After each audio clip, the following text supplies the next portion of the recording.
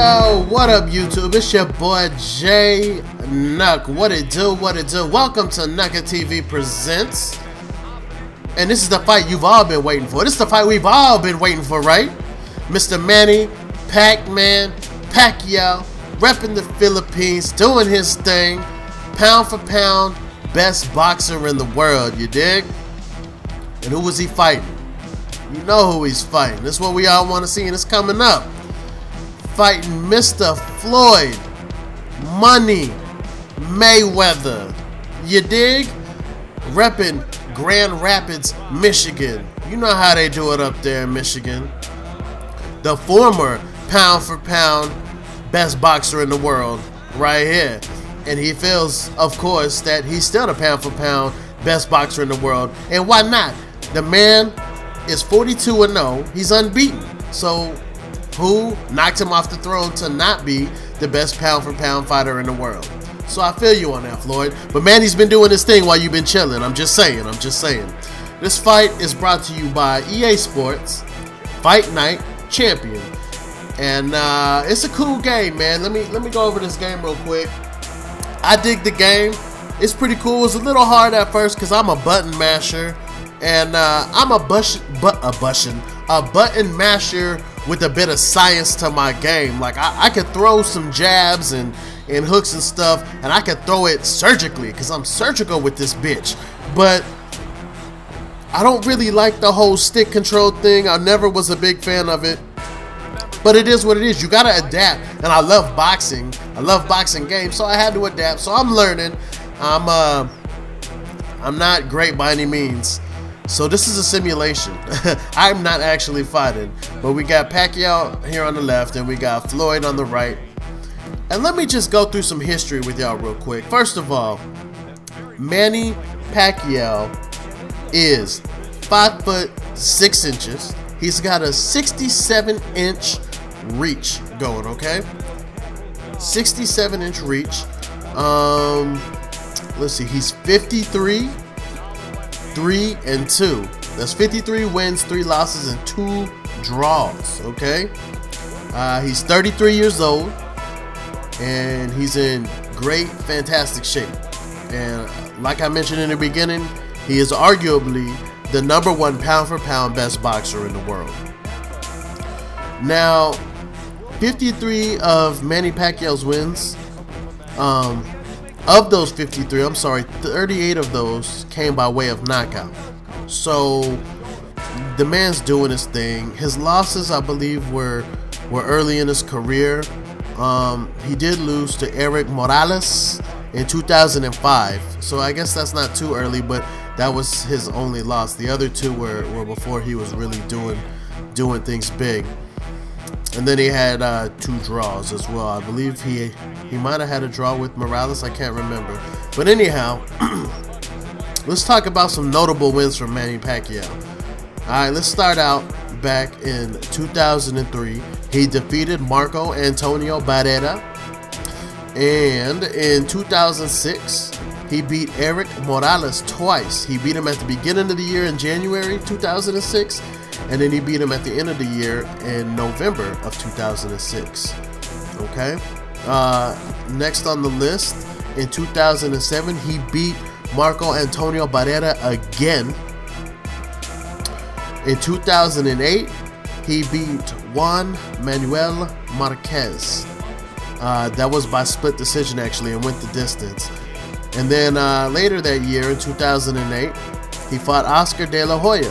TKO'd him in round 8. No questions asked. He whooped De La Hoya. The following year, he fought Ricky Hatton. KO'd him in the 2nd round. Alright, Ricky Hatton, this is a notable win right here because Ricky Hatton is no chump. I mean, it's Ricky Hatton here. KO'd him in round 2. Then he fought Cotto later that year in 2009. Then he whooped Cotto. Fought Margarito in 2010. Busted his orbital eye socket.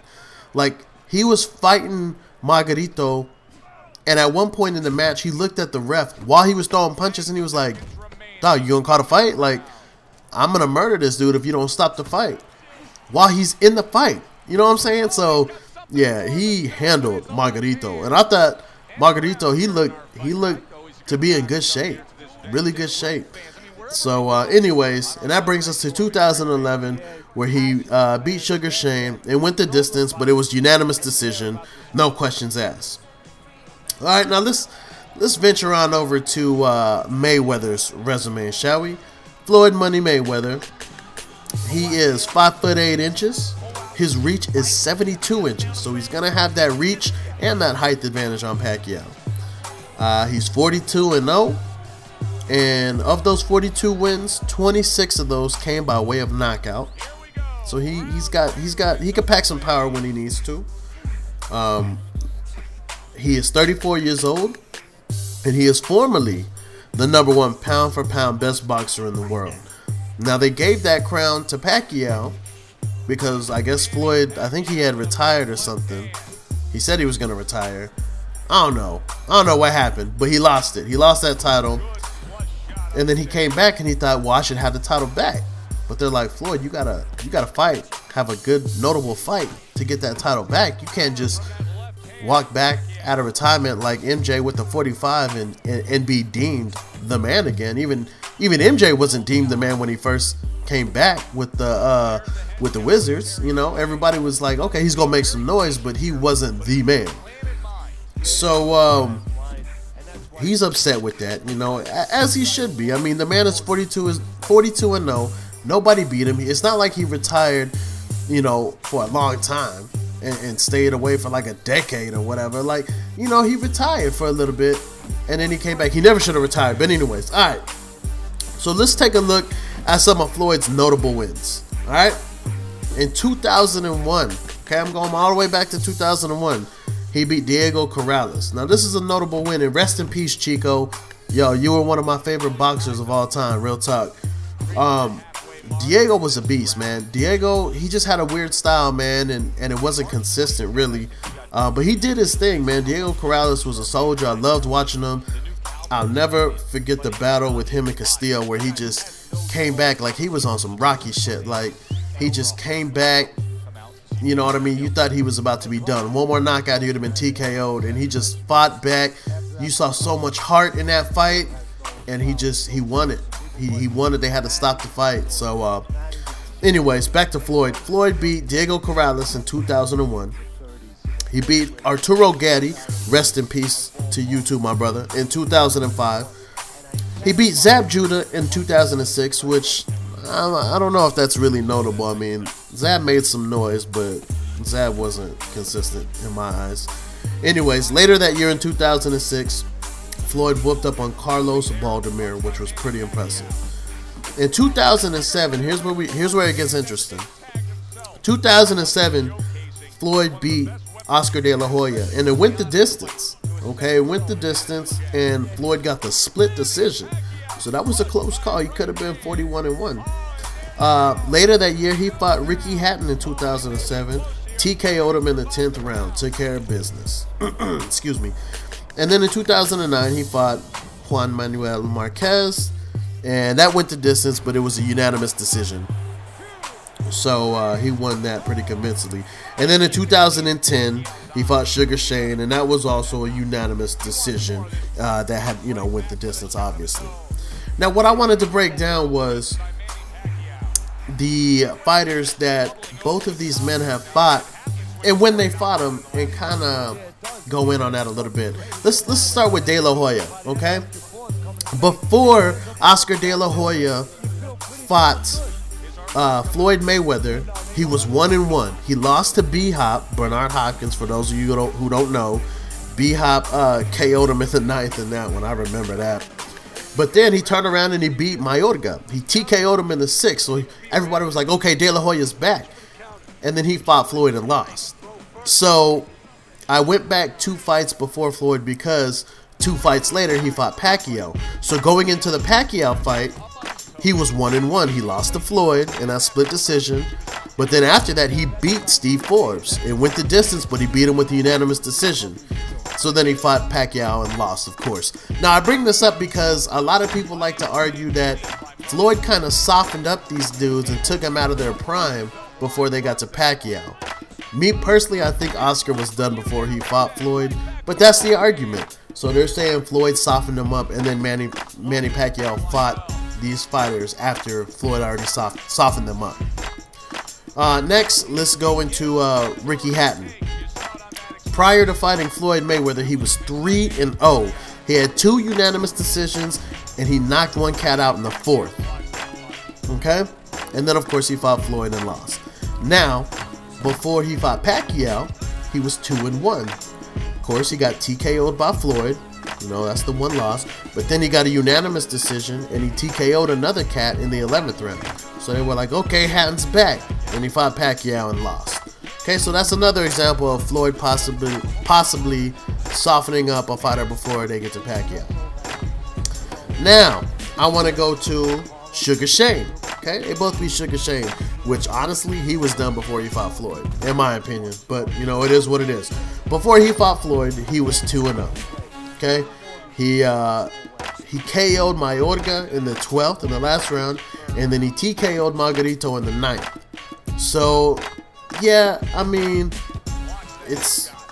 I guess you could say those were some notable wins for him, you know, but I don't know, I wasn't a firm believer in Shane before he fought Floyd, but whatever, he fought Floyd and lost.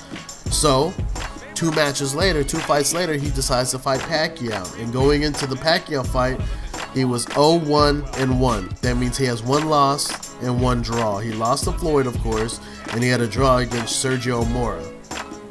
Why he thought you were going to stand a chance against Pacquiao, I have no idea. But you got your ass kicked. So that was that. Now, the 4th fighter is Marquez. Now, this is in Pacquiao's favor. You could say Pacquiao softened up Marquez before he fought Floyd, but here it is. Okay, before Marquez fought Pacquiao, he was 3-0. Okay, he had a knockout, and he had 2 unanimous decisions. And this is before Pac. Now, obviously, he fought Pacquiao, and he got worked. Okay, he lost. Now, before he fought Floyd, going into that fight, he was 2-1. He had lost the split decision to Pac, and then he actually had 2 TKOs leading up to the Floyd fight. TKO somebody in the 9th and TKO someone in the 11th.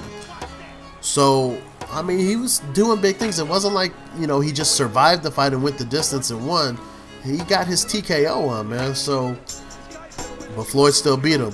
So those are some of the similarities in the people they fought, and just a little breakdown of that whole deal. And I want to address the argument as far as Floyd softening up fighters before they got to Pacquiao.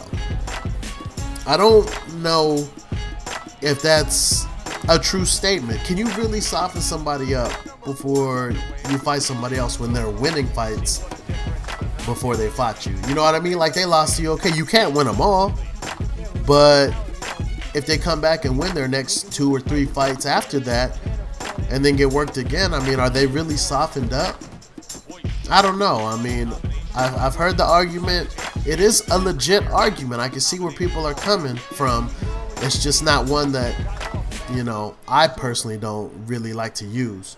Another thing is everybody's saying that Floyd fought a lot of these guys in their prime, and after Floyd, they were, you know, he's the reason they passed their prime. So Manny Pacquiao handled them a lot easier than he did. But really, man, what it comes down to is Floyd is just a different fighter than Pacquiao. He's not gonna go in there and go toe-to-toe with you if he doesn't have to. He's not gonna do that. He's more technical. He's more of a technical fighter. He's smart as hell, man. Floyd knows how to box.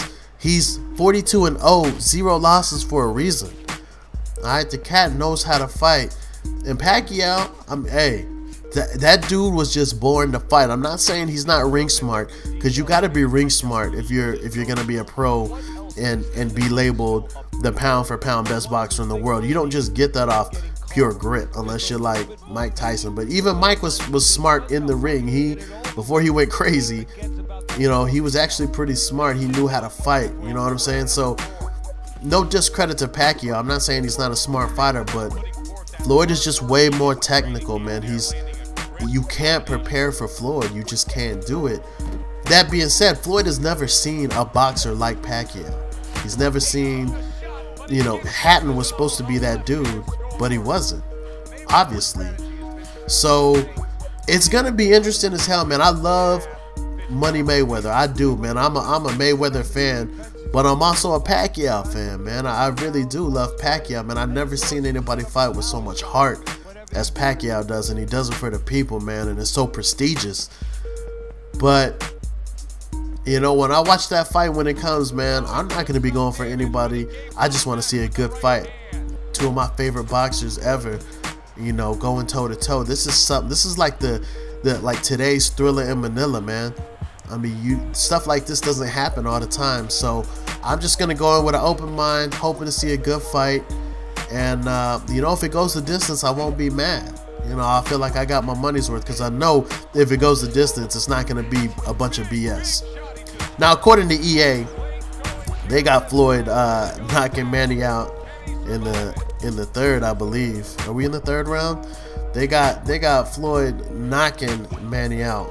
So I don't know if that's gonna happen, but I mean, it's entertaining as hell. I can't lie. But so yeah, man, I'm not gonna call it. You know what I'm saying? I'm not gonna call who's gonna win, because I don't know, man. I just know I want to see it, and I'm curious to know how y'all feel about it, man. How y'all feel about what you saw on the screen here about Pacquiao losing in the fourth? Maybe you think that's gonna happen. I don't know, but I'm curious to know what y'all think, how y'all feel about it, how you feel about what I'm saying, and spit some knowledge on me. If I got something wrong with my facts that I was spitting out, let me know. Alright? It's your boy JNuc. Holla at me. I'm out.